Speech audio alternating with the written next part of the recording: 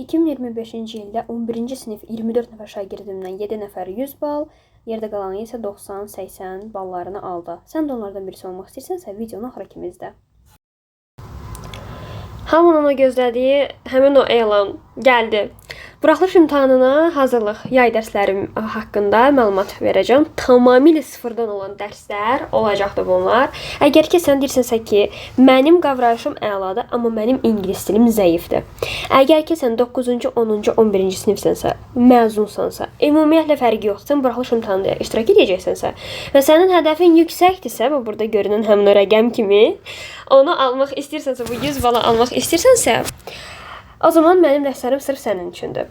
Həmçinin sən yayda dərslərə qoşulmaqla proqramı tez bitirəcəksən. Avqustda düşünürəm ki, mən həmin dönəmdə də açacağam, mütləq şəkildə açacağam qeydiyyatları. Avqustda başlananlardan 1-0 onda ön olmaq istəyirsənsə, proqramı 3-4 dəfə təkrar etmək istəyirsənsə, yay müddətində, əgər ki, sən bütün proqramı qurtarmaq istəyirsənsə, o zaman həm bu dərslər həqiqətən də bu sənin üçündür. Mənim şagirdlərimdən hər daim istədiyim 2 dənə şey var. Biri məsuliyyətdir. Bilmirəm, yəqin ki, 2 dənə ilə danışılır, yazılır bu məsuliyyət sözü. Digəri isə davamlılıqdır. Əgər ki, sənin məsuliyyətin varsa ki, mənim verdiklərimi birə-bir əməl etməyə, həm də ki, sən hər dərs qoşulacaqsansa, davamlılıq göstərəcəksənsə, o zaman sən mənim şagirdim ola bilərsən. Mən həqiqətən bu 2 xüsusiyyətin olmayan şagirdlərlə çalışmıram. Onlarla biz sonradan sağollaşırıq bu formada. Dərslərim sadəcə olaraq onlayn şəkildə olur, Google Meet üzərindən olur və mənim dərslərimin həmin o sehirli hissəsi, həmin o fərqli hissəsi nədən ibarətdir? Mən sizi heç bir şəkildə birdən-birə toplaya aparmıram. Çünki niyə? Çünki bu qruppaların mənim dərslərimə qatılan çox uşaqlardan baxın bir neçə dənə belə problemlər görürəm. Məsəl üçün listening eləyir. Belə bir smayliklərlə onu ifadə etmişəm. Gəlir mənə deyir ki, müəllimə, mən bir dənə sözü başa düşürəm, o birisini başa düşmürəm. Bir sualım düz olanda hökmən digər sualım səhv olur. Bu bilsə nəyə görə elədir? Çünki sən birdən-birə gedirsən yüksək səviyyəyə. Sən nə demək istəyirəm? Hər bir dil səviyyələrə bölünür. A1, A2, B1, B2, C1, C2. A1, A2 daha elementary, daha sadə hissələrdir. B1, B2 orta, C1, C2 isə daha çox yüksək səviyyələrdir. Sən indi onu bilməlisən ki, əgər sən 11-ci sinifsənsə B1 səviyyədən imtahan verirsən, yox əgər ki, əgər ki 9-cu sinifsənsə, sən o zaman A2 səviyyədən imtahan verəcəksən. Və sənin işlədiyin o vəsaitlər ki var, müəyyən kursların vəsaitləri, DİM-in vəsaitləri, OTK, hər biri, məsəl üçün sən 11-ci sinifsən, indi 11-ə hazırlaşırsan, gedirsən sən B1-i birdən-birə dinləyirsən. Yəni sən mənə qulaq as. Sən üslü ifadəni belə çox başa düşməsən ki, bu nə olan məsələdir. Sən gəlib loqaritmaya çıxa bilərsən, çıxa bilməzsən. Çox çətinlik görərsən. Yaxud ki, 2 üstünə gələnsən, 2-ni görməsən. Sən digər əməlləri necə həll edərsən, digər mövzuları necə qavrayacaqsan riyaziyyatda. Düzdür? Yəni sən A1-i bilmədən necə gedib həmin o topludakı bütün məsələləri həll edib 100 almaq istəyirsən. Yəni bu olmur uşaqlar. Bu özünüzü sadəcə olaraq süründürməkdir. Yəni bu formada. Ona görə də siz A1-dən başlamalısınız. Mən belə deyəndə A1, uşaqlar deyir ki, müəllimə proqram çatırmı? Proqram 100% çatır. Hətta avqustda belə biz başlayırıq və həmin o avqustda başladığım uşaqlarla belə biz bu proqramını bitirdik və həmin o uşaqlardan belə öz üzərində çox möhkəm şəkildə çalışıb 100 bal alan uşaqlarım oldu. Yəni 0 olsanız belə, indidən qoşulsanız əgər sizin həmin bu yüksək hədəfləriniz reallaşa bilər. Bax, listeningdə sən o formada etməlisən, asandan çətinə doğru getməlisən. Mənim dərslərimdə şüar elə budur. Asandan çətinə, sadədən mürəkkəbə doğru getmək. Eynisi də readingdə. Sonra writingdə məsəl üçün uşaqlar deyir ki, mən essay yaza bilmirəm. 11-ci sinifdə deyir essay yaza bilmirəm. 9-cu sinifdə deyir mən şəkil təsviri eləyə bilmirəm.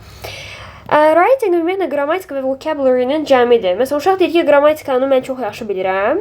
Gedirəm bütün qrammatika suallarını yazıram. Ay sağ ol, sən qrammatika sualını yaza bilirsən. Amma sən qrammatikanı istifadə edərək cümlə qura bilmirsən. Bilirsən nəyə görə?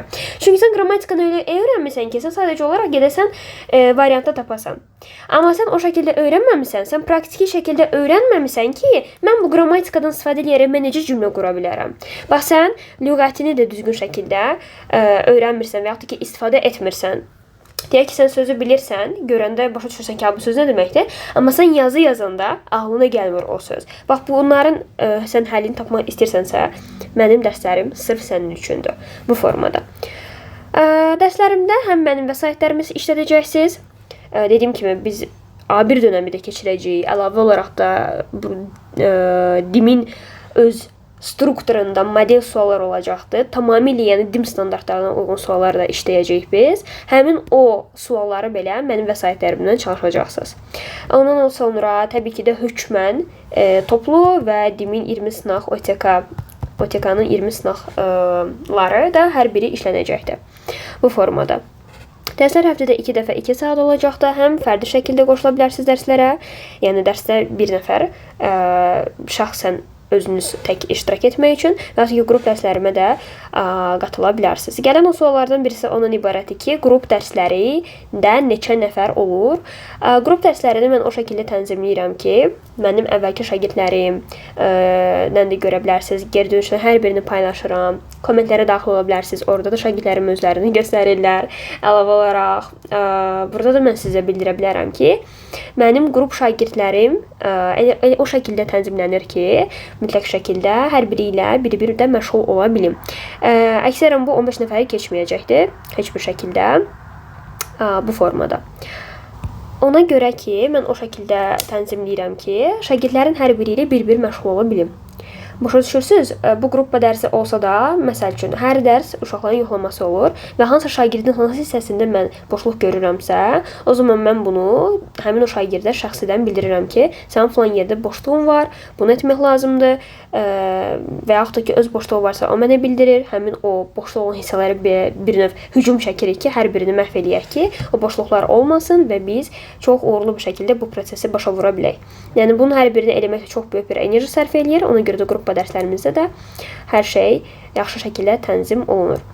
Baxın, bu mənim şagirdim deyil, amma ki, nəticəsini görürsünüz, özü paylaşıb mənim üçün atıbdır və normalda 9-cu siniflərdə esse 16.7 bal üzərindən qiymətləndirilir, amma OTK sınavında bu 5 baldır.